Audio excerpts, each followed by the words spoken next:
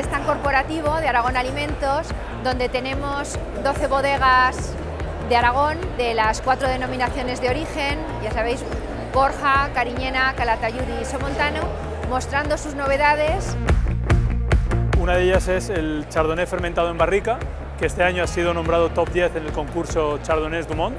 Hemos venido a una nueva edición de FENAVIN 2025 con la intención de poder relacionarnos con muchos clientes de ámbito internacional. Soy un importador de vinos españoles en Francia y estamos descubriendo vinos de Aragón. Empezaremos por el moscatel seco.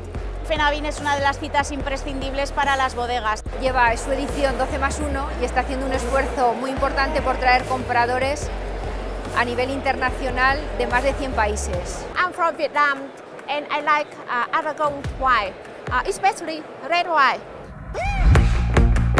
Luego tenemos otras 40 bodegas repartidas por los 6 pabellones que integran este año la feria. Incentivar el consumo interno para que cada vez, poco a poco, se vaya consumiendo más nuestro vino en España, pero también es necesario hacer un esfuerzo en innovación y en promoción internacional. Y ese es el moscatel seco.